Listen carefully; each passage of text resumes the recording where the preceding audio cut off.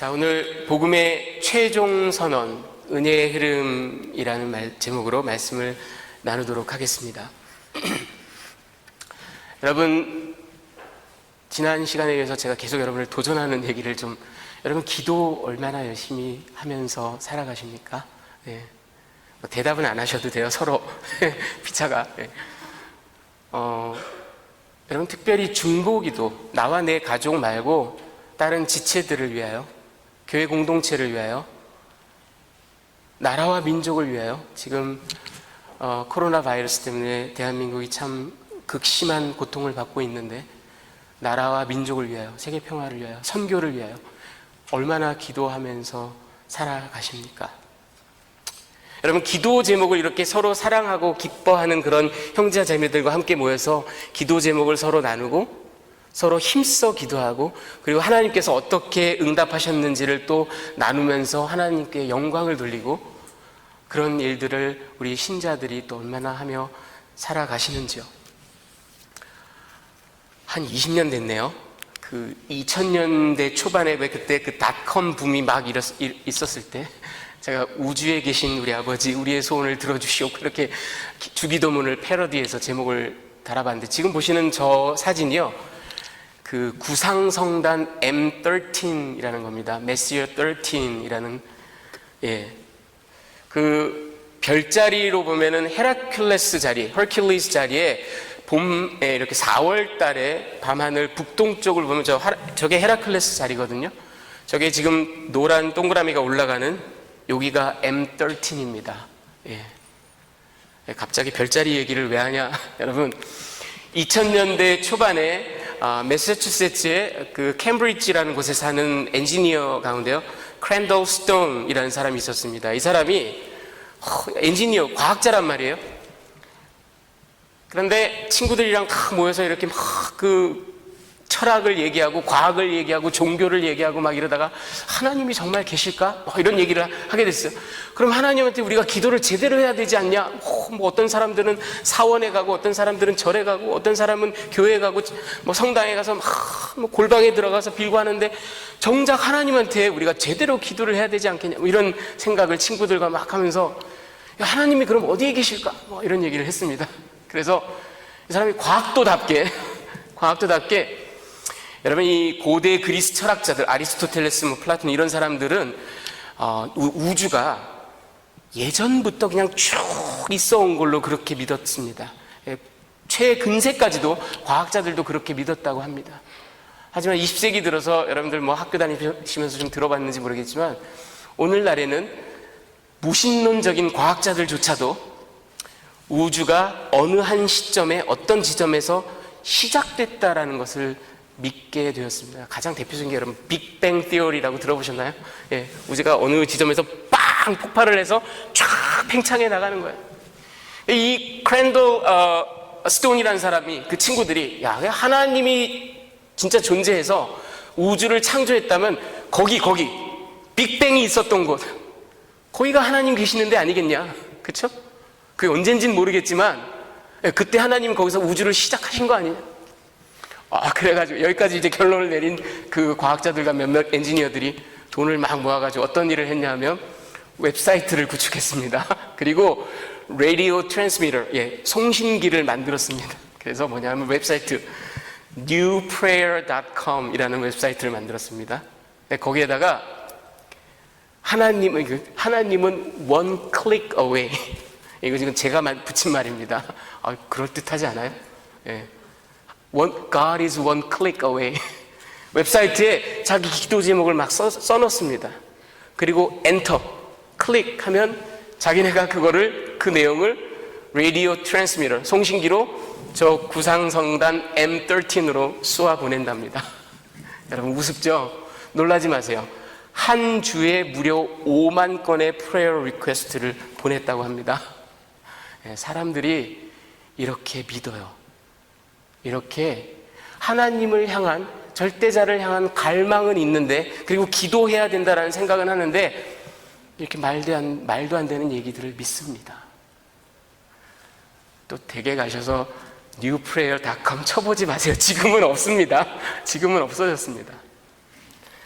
자, 오늘 사도 바울이 중보기도를 요청하는 이야기가 있어서 제가 기도에 관한 이야기를 하면서 시작해 봤습니다. 오늘 본문을 보면 23절과 24절에 보면요, 바울이 땅끝을 바라봅니다. 바울이 지난주에 말씀 나눈 것처럼 이제는 제국의 동방에, 그 수리아, 팔레스타인, 길리기아, 갈라디아, 심지어는 일루리곤까지, 그 제국의 동방의 모든 지역에 자기가 전초적인 지역에 그 핵심되는 도시에 교회를 개척하는 이 파이어니어링 하는 그 사역을 다 마쳤다. 이젠 더 이상 할 데가 없다. 그래서 오랫동안 내가 꿈꿔왔던 서바나, 스페인, 고대 그리스 로마 사람들은 여기를 이베리아 이렇게 불렀습니다. 오늘날에도 이베리아 반도 이렇게 얘기를 하죠. 이베리아로 이제 내가 원래 꿈꿨던 그곳으로 가기를 원하고, 그리고 그곳으로 가는 길에 너희 로마 교회를 들러 같이 교제하기를 원한다, 이런 이야기를 합니다. 여러분, 사도 바울이 스페인에 갔을까요, 안 갔을까요? 우리 신약 성경에는 나와 있지 않습니다. 사도행전은 사도 바울이 로마에 가택연금이 되어서 그곳에서 복음을 전하는 걸로 이야기가 끝났습니다. 하지만 교회 전승에 따르면 그 이후에 사도 바울이 자유의 몸이 되어서 약간의 사역을 더 하다가 다시 재체포되어 네로 박해 시기에 네로에 의하여 참수형을 당한 걸로 우리가 알고 있습니다. 그럼 그때 잠깐 놓여놨을 때, 그때 스페인을 가지 않았을까라는 우리가 추측을 해봅니다. 여러분, 이게 그냥 와일드한 추측이 아닙니다. 사도 바울이 죽고 나서 한 세기 정도 뒤에 로마의 주교였던, 비숍이었던 클레멘트 오브 롬이라는 사람이 있습니다. 이 사람이 주후 88년에서 99년 동안 로마의 비숍, 주교를 했습니다. 이 사람이 쓴 서신서가 클레멘트 1서, 2서 이런 게 있는데요.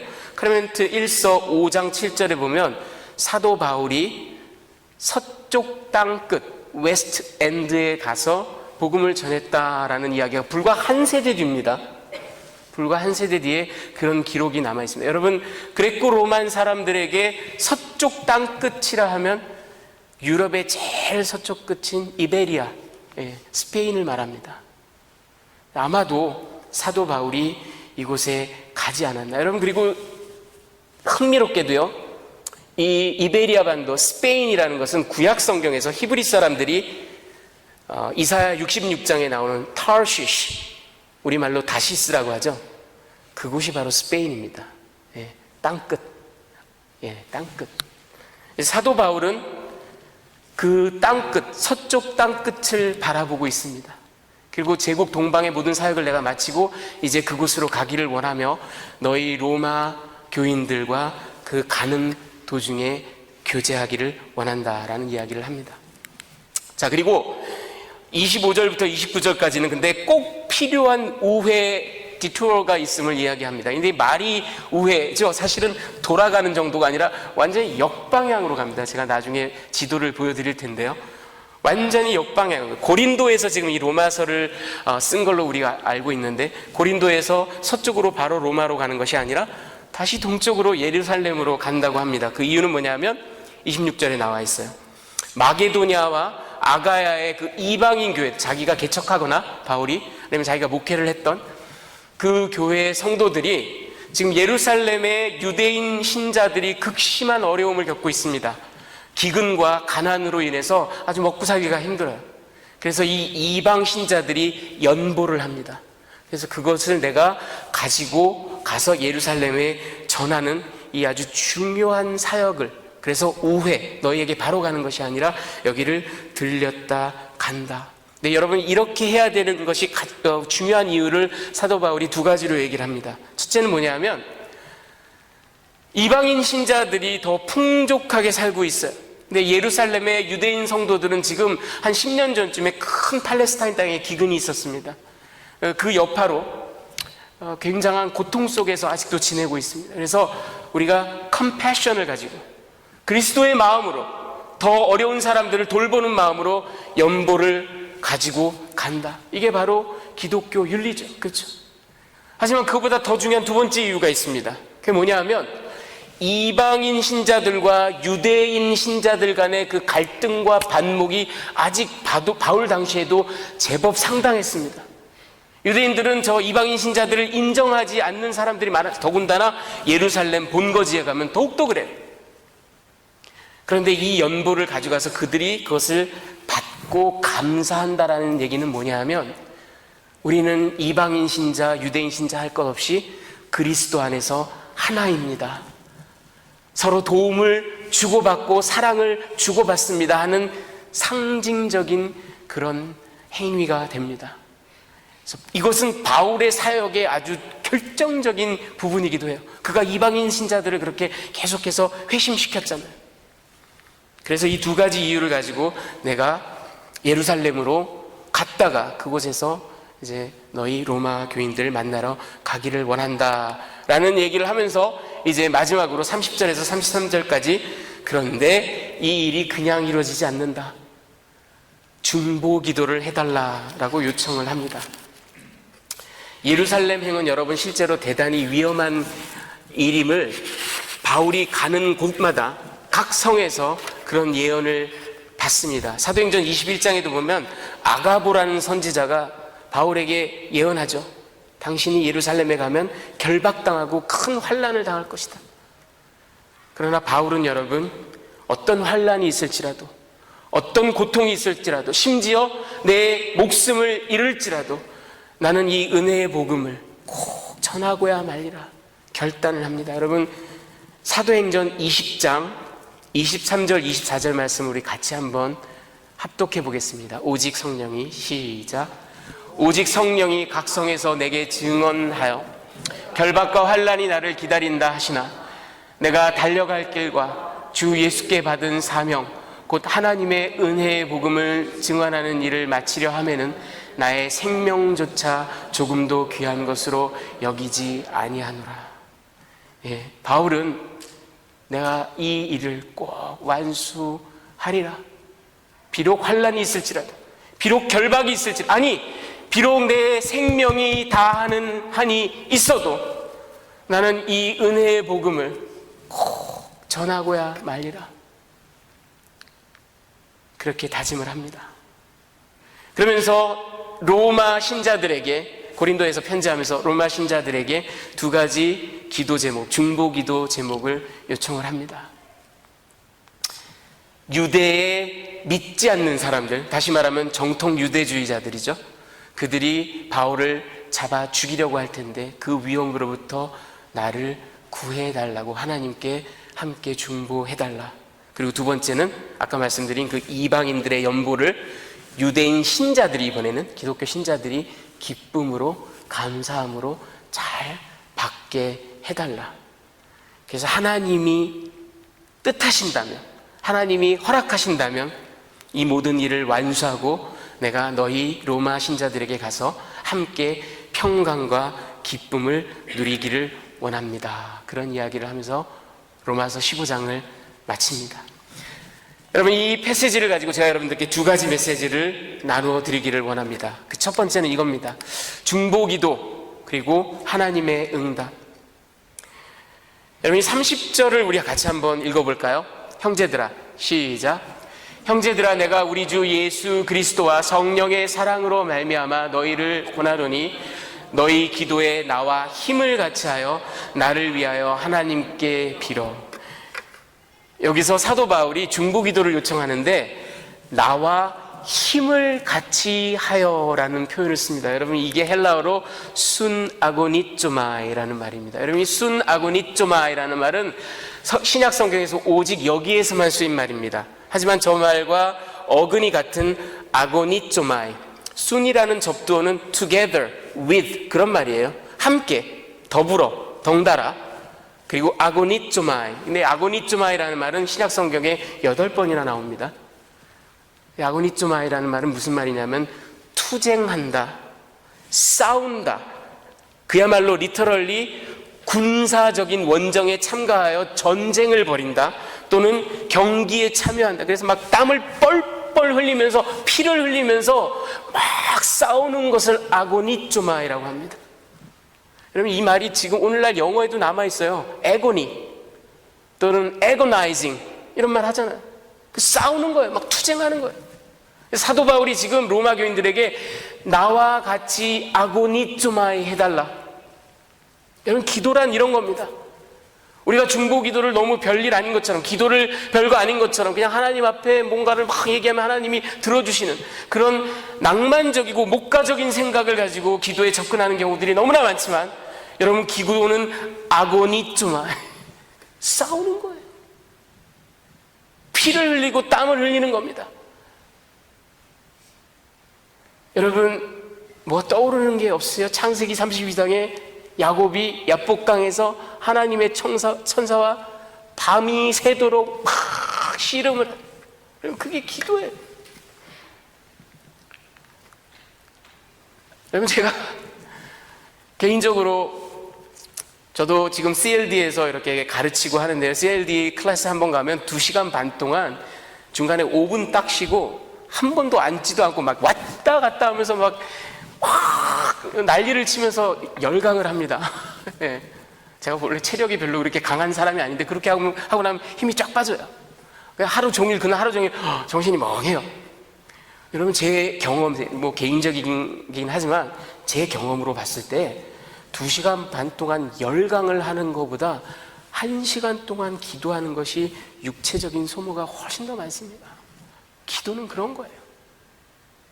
사도 바울이 자기가 아고니조마이 하면서 너희 로마 교인들 나와 같이 순 아고니조마이, 나와 함께 싸워달라, 나와 함께 투쟁해달라, 이렇게 얘기를 합니다. 여러분, 중보기도란 이런 겁니다. 여러분, 중보기도 우리가 왜 합니까? 아니, 나 하나 먹고 살기도 힘든 세상에, 우리 가족 건사하기도 바빠 죽겠는 세상에 남을 위해서, 교회 공동체를 위해서, 얼굴도 본 적이 없는 선교사님을 위해서, 남들을 위해서 중보기도 한다는 것. 여러분, 유진 피터슨이라는 미국의 장로교 목사로 대표적인 영성신학자가 있습니다. 얼마 전에 돌아가신 분이죠. 이분의 책을 제가 참 좋아하고 많이 읽었습니다만, 이분이 한 얘기가 있습니다. 제가 직접 번역해 봤는데 한번 들어보시기 바랍니다. 기도하는 사람들은 주변에 기도하지 않는 사람들이 모르고 있거나 아니면 무시해버리는 아주 중대한 사실을 알고 있기 때문에 기도한다. 그 사실이 뭐냐면요, 그것은 만족을 모르는 자아의 욕구, 나 자신의 욕구에만 집중하는 삶이란 결국 파멸로 가는 지름길이라는 그 사실. 나에게만 집중하는 거, 그게 맞는 것 같고, 그게 이펙티브한 것 같고, 이피션트한 것 같고, 그게 실리적인 것 같은데 그거는 파멸로 가는 지름길이다. 그리고 그것을 정확하게 아는 사람들이 기도하고 남들을 위해서 기도한다는 거예요. 온통 자아에만 몰입하는 삶이란 감옥, 즉 기쁨이란 하나도 없고 신경질과 질병의 온상이 되는 감옥과도 같은 삶이다. 이렇게 얘기를 합니다. 여러분, 우리가 중보기도하는 건, 이렇게 땀을 뻘뻘 흘리면서 중보기도하고 기도 생활을 하는 건 사실은 우리가 살기 위함이기도 합니다. 나에게만 몰입할 때, 나의 필요에만 몰입할 때 우리는 반드시 파멸하게 돼 있어요. 바울은 로마 교인들에게 자신의 이 애거니, 자신의 이 투쟁에 너희도 함께 동참해라. 그리고 그 2가지 기도 제목, 아까 말씀드린 2가지 기도 제목을 나누어 준 겁니다. 여러분도 중보기도 하시는 줄 믿습니다. 여러분, 중보기도 하실 때, 그리고 기도하실 때 하나님께서 응답하신다라는 것을 믿고 하십니까? 아니면 그냥 뭐 하라니까 해야지, 뭐 아니면 열심히 뭐 쌓다 보면 뭐가 되겠지, 어떤 생각으로 기도하세요? 어느 마을에 나이트클럽이 새로 생겼다고 합니다. 근데 그 마을에는 교회도 딱 하나 있었대요. 나이트클럽이 생긴다라는 그 말을 들은 그 순간부터 교회에서 이제 목사님과 성도들이 막 모여가지고 철야 기도를 하기 시작했습니다. 나이트클럽이 안 생기도, 아니 생겨도 바로 망하도록 다른 사업이 망하도록 기도를 합니다.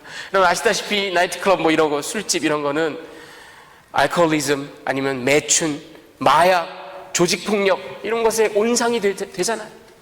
그런 것이 하나도 없던 마을에 이제 이런 게 들어온단 말이에요. 그래서 사람들이 막 철야기도, 무제한 철야기도를 합니다. 그리고 언젠가부터는 그들 가운데, 기도하는 사람들 가운데 이런 과격한 기도를 하는 사람이 나오기 시작합니다. 하나님, 저 나이트클럽에 하나님께서 소돔과 고모라를 망하게 하신 것처럼 벼락이 내려서 홀라당 불타게 해주십시오. 막 그렇게 계속 기도를 합니다. 나이트클럽 주인도 그 사실을 알겠죠? 어떤 기도를 하고 있는지. 어느 날 진짜 하늘에서 벼락이 떨어졌어요. 그래서 나이트클럽이 홀라당 타버렸습니다. 나이트클럽 주인이 고소를 했습니다, 교회를. 그래서 뭐 법정에 가가지고 막 뭐 누가 올래 그러네, 뭐 죄가 있고 없고 막 싸웁니다. 그걸 한참 듣고 난 다음에 판사가 이제 판시를 하는데, 교회가 죄가 있는지 없는지, 아니면 나이트클럽 주인이 무고죄를 범한 건지 아닌지, 그런 유죄 여부는 일단 차치하고 저의 생각을 좀 말씀드리죠. 판사가 이렇게 얘기합니다. 제가 보건대 나이트클럽 주인은 기도의 효력을 믿고 있는데 교회는 기도의 효력을 믿고 있지 않는 것 같습니다. 이렇게 얘기를 합니다. 여러분, 기도하시면서 여러분은 이 기도를 하나님이 듣고 계시고 하나님이 응답하신다, 어떤 형태로든 응답하신다라는 것을 믿고 기도하십니까? 아니면 여러분은 기도 생활을 하는데, 아까 서두에 제가 웃지 못할 얘기를 한 것처럼 그 M13을 향해서 확 쏴올린 그렇게 천박한 기도를, 허공에다가 향방 없이 뭐 하나님 들으시거나 말거나 미신적인 생각을 가지고 그렇게 기도를 하고 살아가지는 않는지. 그러나 여러분, 성경은 우리에게 분명하게 가르쳐줍니다. 하나님께서는 우리의 기도를, 아니 우리의 작은 신음까지도 놓치지 않고 들으십니다. 문제는 우리는 우리가 원하는 기도가 있어요. 이렇게 됐으면 좋겠습니다. 내 아들이 이렇게 됐으면 좋겠고 우리 사업이 이렇게 됐으면 좋겠습니다. 그게 이루어지지 않으면 하나님, 나한테 이럴 수 있어요. 하나님 좋으신 하나님 맞아요. 하지만 하나님은 여러분, 우리의 기도를 들으시고 우리에게 가장 필요한 방법으로, 가장 선한 모습으로 응답하시는 하나님인 줄 믿습니다. 그게 우리의 성에 차지 않아서 우리는 괴로워해요. 여러분, 사도 바울의 기도는 오늘 어떻습니까? 두 가지 기도를 요청했는데 두 번째 것부터 볼까요? 이 연보를, 이방인들의 연보를 예루살렘 교인들이 잘 받게 해달라. 잘 받았나요? 사도행전에 나와 있지 않아요.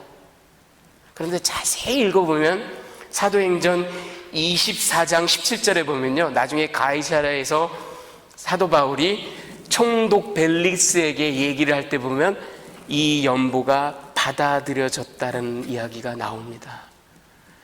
기도 응답이 파스티브하게 온 거 맞습니다. 그럼 첫 번째 기도 요청은 어땠나요? 여러분, 유대인들의 그 위험으로부터 구해달라고 들어졌나요? 응답이 됐나요? 응답이 됐습니다. 그런데 그가 원하는 방법이 아니었을 거예요. 누구도 예측하지 않은 방법이, 아니 우리가 세상의 눈으로 보면 아니 어떻게 이럴 수가 있어? 하나님 너무하시는 거 아니야? 하는 방법으로 들어졌습니다. 여러분, 사도 바울이 예루살렘 그 템플에서, 성전에서 유대인들을 향하여 변론하고 연설했을 때 저들이 막 난리가 났어요. 그래서 돌로 쳐 죽이자고 막 당장 매맞아 죽게 됐어요. 그때 개입한 사람이 바로 로마 백부장입니다. 그래서 로만 커스터디하에 위기를 면합니다. 그런데 정통 유대주의자들이 우리가 바울을 죽이기 전에 먹지도 않고 마시지도 않겠다 막 이래가면서 또 암살 계획을 세웁니다. 죽게 생겼어요. 그래서 그 백부장이 어떻게 합니까? 수많은 병력의 호위를 딱 해가지고 가이사랴로 압송을 합니다. 그래서 가이사랴에서 2년 동안이나 수인이 되어서 그곳에 구금되어 있습니다. 그리고 결국은 로마 시민이라는 이유로 나의 죄에 대하여 황제에게, 가이사에게 호소하리라. 그래서 체인에 묶여서 우여곡절 끝에 난파를 당하고 온갖 고생 끝에 죄수의 몸으로 로마에 들어갑니다. 이게 하나님께서 응답하신 방법입니다. 우리가 보기에는, 세상의 관점으로 보기엔, 아니 하나님 어떻게 주의 일을 하느라고 이렇게 수고하는 사람에게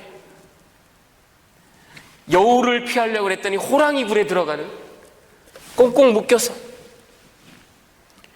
여러분, 토마스 슈라이너라는 미국 남침내 교회의 아주 탁월한 신학자가 이 부분을 주석하면서 이렇게 얘기합니다. 들어보십시오. 유대인들의 반대와 공격이야말로 사도 바울이 로마에 당도하게 되는 방편이 되었다, 수단이 되었다, 길이 되었다. Divine conspiracy, 하나님의 모략이 된 겁니다, 여러분. 이게 하나님의 비밀입니다. 우리가 기도합니다. 우리가 간절히 아뢰입니다. 하나님, 이런 일이 나에게 일어나게 해 주십시오. 그런데 세상 돌아가는 것은, 내 삶에 일어나는 일은 그렇지가 않아요. 하나님 이러실 수가 있어요. 하나님 실망해요. 하나님 계시는 거 맞아요. 하지만 하나님께서는 우리에게 닥친 고난이 방편이 되어서 하나님의 더 크신 뜻이 우리에게 이루어지는 수단으로 사용하시는 분입니다. 믿음의 눈으로 바라본다면 우리는 기도하면서 실망할 이유가 없습니다. 하나님, 왜 내 병은 낫지 않습니까? 하나님, 내 사업은 왜 풀리지 않습니까?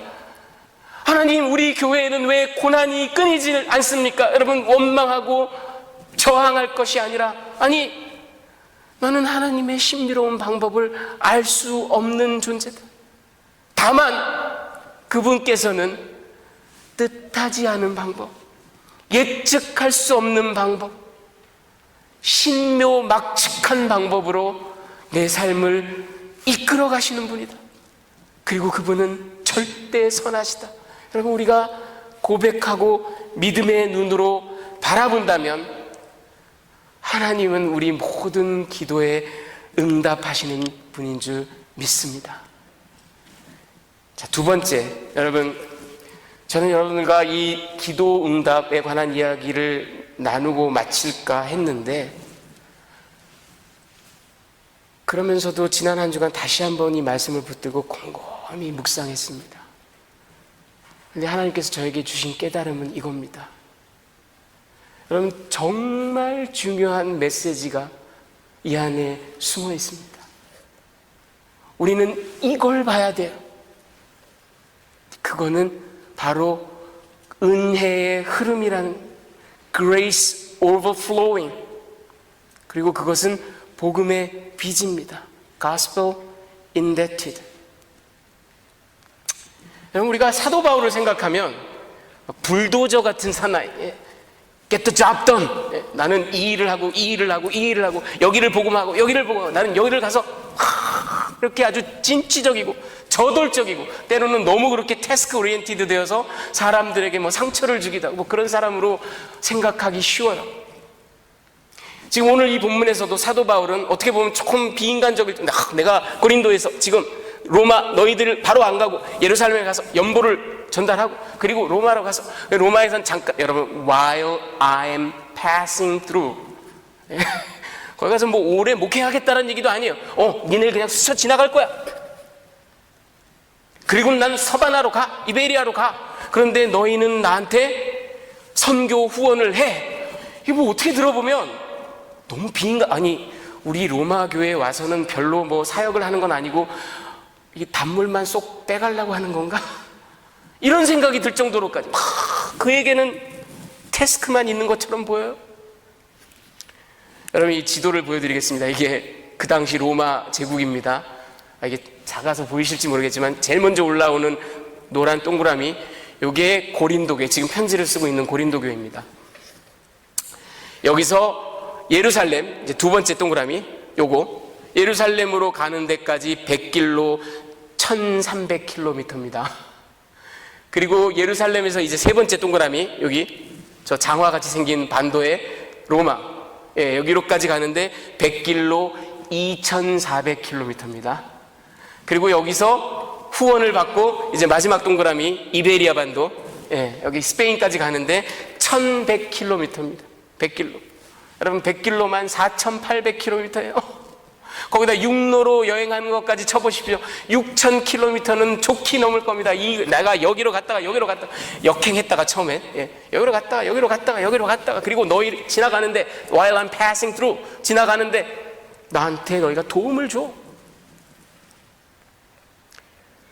우리가 패시지를 잘못 읽으면, 사도 바울을 오해하면 그는 지금 태스크에 미쳐서 로마 교인들에게, 내가 지나갈 테니까 여러분 왜 이 로마 교인들한테 도와달라고 얘기를 하느냐 하면요, 저 이베리아 반도 스페인, 저기는 주전 한 200년 전부터 로마의 영토였습니다. 하지만 사도 바울 당시에는 유대인들이 거주하지 않았어요. 사도 바울이 죽고 난 다음인 주후 70년에서 한 135년 사이에야 처음으로 유대인들이 아주 소수 이주하기 시작했고, 본격적인 유대인 타운, 그 회당이 생기고 하는 것들은 주후 3세기, 무려 200년 정도 지나서입니다. 사도 바울이 이 편지를 쓰고 있을 당시에는 저게 유대인들이 살고 있지 않았어요. 그럼 무슨 얘기예요? 가봤자 전도를 못해요. 그러니까 로마 교인들이 통역자를 제공하고요, 길 안내자를 제공하고요, 여비를 마련해주고요, 추천장을 써주고요, 이렇게 하지 않으면 가봤자 한마디도 못 전하고 옵니다. 그럼 더더군다나 이 바울은 지금 그냥 태스크에만, 미션, 선교에만 미쳐 있는 건가? 그렇게 볼 수 있어요, 여러분, 얼핏 보면.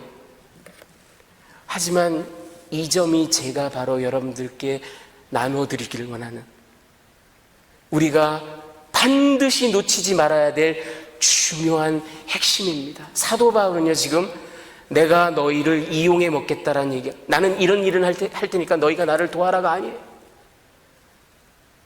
사도 바울이 지금 하고 있는 이야기는 이겁니다.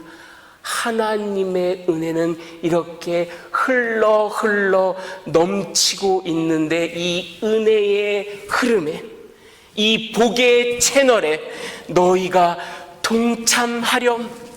너희가 이 한량없는 은혜가 정말 흘러서 온 열방에게 퍼져나가는 이 위대하고 아름다운 일에 너희를 하나님이 초청하신다. 지금 너희에게 특혜를 주신다. 특권을 주신다. 여러분 잘 생각해 보시기 바랍니다. 중보 기도를 요청했어요. 그 중보 기도가 나를 위해서 죽도록 너희가 피땀 흘려 기도해, 니네가 기도해야 내가, 그런 얘기가 아니에요. 하나님께서는 그 일을 완수하시고야 맙니다. 하나님의 위대하심은 말로 표현할 수가 없어요. 그런데 이 위대한 은혜의 행진에, 복음의 행진에 너희도 동참해. 복을 누려. 여러분 예루살렘에 연보를 해야 된다고 그러죠? 이것도 똑같습니다. 여러분 27절을 우리 한번 같이 읽어보겠습니다. 시작. 저희가 기뻐서 하였거니와 또한 저희는 그들에게 빚진 자니, 만일 이방인들이 그들의 영적인 것을 나누어 가졌으면 육적인 것으로 그들을 섬기는 것이 마땅하니라. 여러분 이방인 신자들이요, 리터럴리 빚진 자들이랍니다. 왜? 유대의 그 야훼, 구원, 그 귀한 영적인 축복을 너희가 얻었으니 이제 이방인들도 그 물질의 풍족함을 나누는 것, 이것이 너무나 당연한 일이다. 그러면서 그 전절의 26절 한번 볼까요? 이는 마게도냐, 시작. 이는 마게도냐와 아가야 사람들이 예루살렘 성도 중 가난한 자들을 위하여 기쁘게 얼마를 여러분 얼마를 연보했다. 그 물질적인 컨트리뷰션을 했다. NIV에서는 그렇게 번역을 했습니다. 저 연보했다라는 말, 헬라어 원어가 뭔지 아십니까? 여러분들이 너무나 잘 아는 코이노니아입니다. 펠로우십입니다. 그들이, 마게도냐와 아가야의 교인들이 우린 가진 거 좀 많아, 우리가 좀 나눠줄게, 시혜를 베푼 게 아니에요. 불쌍한 사람들, 좀 먹고 살기 힘든 사람들, 니네 좀 내가 도와줄게, 도와주는 게 아니에요. 펠로우십을 하는 겁니다. 같이 은혜를 나누는 겁니다. 같이 사랑을 나누고 교제를 하는 겁니다.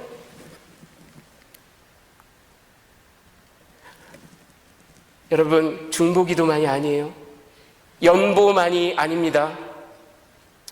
로마서 전체가 바로 이 은혜의 흐름, 복음이라는 빛에 대해서 이야기하고 있습니다. 로마서를 처음 시작할 때 1장 14절에 사도 바울이 뭐라고 했습니까? 우리 같이 한번 읽어보겠습니다. 시작.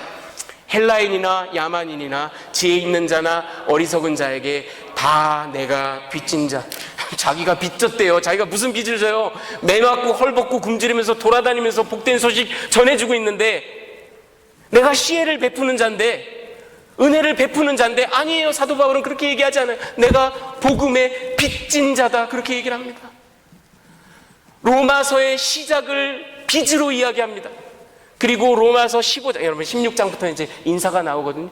로마서의 제일 끝 15장 제일 마지막도 그는 은혜의 빚, indebtedness에 대해서 얘기를 합니다. 그러고 나서 생각해 보면 로마서 1장부터 15장까지 그 기가 막힌 신학적인 엑스포지션, 그 강론이 사실은 하나님이 우리에게 어떻게 다 갚을 길 없는 빚을 우리에게 지우셨는지, 은혜의 빚을 지우셨는지에 관한 얘기예요. 로마서는 시작부터 끝까지 빚잔치예요. 빚잔치. 빚 이야기입니다. 복음이라는 빚, 하나님의 은혜가 흘러 넘치는 이 기가 막힌 하나님의 은혜의 방정식에 너희 각 사람들을 초청할 테니 작은 변수로 거기에 들어가서 특권을 누려라. 여러분, 이게 우리 신앙생활의 핵심이 되어야 될 줄 믿습니다. 여러분, 우리가 신앙생활을 하다 보면요, 제가 참 안타까운 모습들을 볼 때가 많아요. 그도 그럴 것이, 우리가 세상에 역시 속해여 살고 있다 보니 세상의 논리가 그렇지가 않아요. 세상의 논리를 따르다 보니 교회에서도, 천국 하나님 나라에서도, 이 복음의 세계에서도 역시 우리는 그 영향을 받을 수밖에 없는 존재입니다. 여러분, 우리가 하나님의 은혜를 사모하여 예배드리러 이 자리에 나올 때, 어떤 사람들은 내가 예배를 봐준다 그래요. 그래서 내가 가서 자리를 채워줄게. 소위 말하는 출석 사역. 내가 뭔가 한다. 하나님의 나라를 위해서 교사로, 아니면 봉사하는 사람으로, 아니면 음식을 만드는 사람으로 일하면서, 여러분, 우리는 내가 재능을 기부한다. 나의 시간을, 나의 정성을, 나의 능력을, 나의 재능을. 틀린 말은 아닌데 잘 들어보십시오. 하나님 앞에 헌물을 바치면서, 11조와 감사헌금과 헌물을 바치면서 내가 마치 라이온스 클럽, 야구 클럽, 축구 클럽 돈 내고 내가 회원이 됐으니까 내가 하이어하는 사람들을 조정하고, 내가 그 조직에 돌아가는 것들 다 감시하고, 그런 세상이 말하는 시민정신, 교회에서도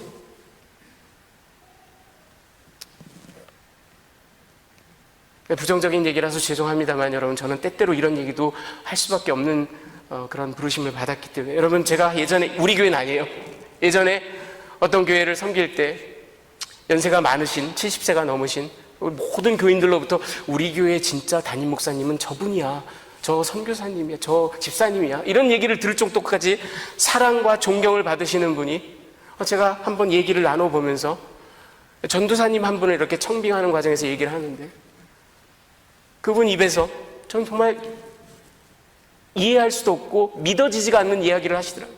우리 교인들이 돈을 걷어서 생활비를 그 사람한테 줄 테니까 우리 구미에 맞는 사람을 뽑기를 원하고 우리한테 보고하고 보고받기를 원합니다. 이런 얘기를 하더라고요. 여러분이 신앙생활을 하시면서 헌금을 하고 시간을 투자하고 재능을 쏟아내고 섬길 때, 내가 시혜를 베푼다, 내가 남는 게 있어서 띄워준다 라는 생각을 할 때부터 우리는 복음에 완전히 역행하는 겁니다. 아니, 그런 게 아니에요. 우리는 시작부터, 로마서가 시작부터 끝까지 빚잔치예요. 하나님의 그 흘러넘치는 은혜에 관한 이야기예요. 그 놀라운 복의 행진에, 은혜의 행진에 우리를 초청하시는 겁니다. 우리는 여러분, 저와 여러분은 천만 년을 두고도 갚을 길 없는 하나님의 은혜를 받은 자들입니다. 그 은혜가 너무 감격스러워서 어찌할 바가 없어서 뭐를 드려야 될까? 나는 뭘 해야 될까? 그렇게 하는 것이 그 은혜에 대한 반응이 우리의 신앙생활입니다. 그게 예배가 됐든 헌금이 됐든 봉사가 됐든 선교가 됐든 중보 기도가 됐든 내가 시혜를 베푼다. 내가 컨트리뷰션을 한다. 세상은 그렇게 봐요, 여러분. 세상은 컨트리뷰션으로, 메리트로, 크레딧으로 봅니다. 하지만 하나님 나라의 법칙은 그런 게 아니에요. 다 갚을 길이 없는, 말로 표현할 수 없는, 저항할 수 없는 은혜를 받은 저와 여러분이 어찌할꼬, 나는 어떻게 살아갈꼬, 눈물 흘리다가 그 은혜에 나도 모르게 반응하는 것, 리스폰드 하는 것, 그것이 바로 우리의 신앙생활이고요, 예배고요, 물질 헌금 바치는 생활이고요, 우리의 선교고 구제고 봉사입니다. 여러분, 복음의 최종 선언, 하나님의 은혜는 그때나 지금이나 내가 있거나 없거나 도도하게 흘러갑니다.